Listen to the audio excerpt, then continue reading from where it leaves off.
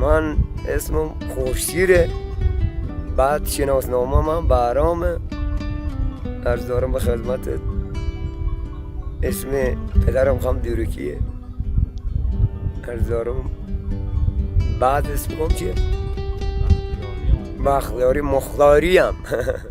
مختاریم هم.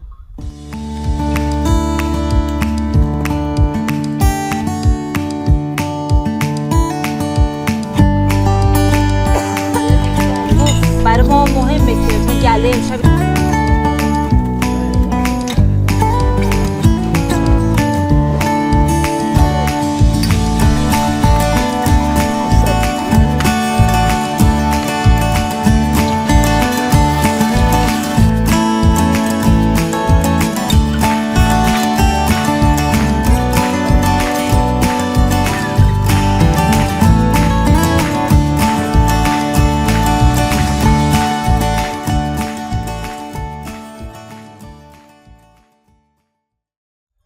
ولی ما دوست داریم هی اشایری خون داشته بود، ولی سالا تنگاوی جور امسال که خشک سالیه، سالا که تنگاوی خیلی اذیت بیم شما باید هست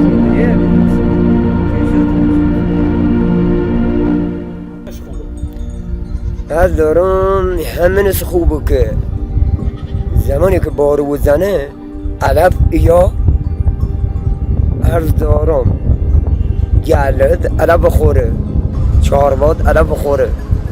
عرض دارم خود هم خیلی یه باحال، خیلی خود هم یه سرها زیستی گوشتنت اذیت میبینی. هر جا که ربی یه گوشتنت علف بخور سیر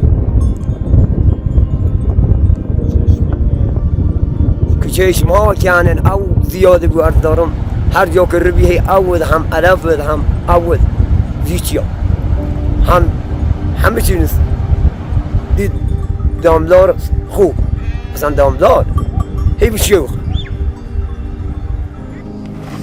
اونجا که گفتی طبیعیه، علف طبیعیه، علف گیاهی آره این شهریا باید بدونن که این چیز سالمه. علف کوهستان همین دیگه پول میدن بدونن دارن چیز سالم میخورن. علف کوهستان طبیعیه، چون خود یه دارو ما بیه. میگیم بهشون، ولی شما که بگید حرف شماها رو قبول دارن. بله بله این طبیعیه، خود یه دارو بیان این آره شیر دیگه همین خود دارو هن با خدا هنون گل لاله خور بی کوها کوهستان طبیعیه گل لاله خور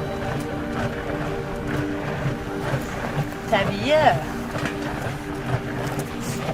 ایماز ای شیر دو گزپم که مصرف کنیم هیچ وقت لاشمو به در میان، هیچ مریض نیم.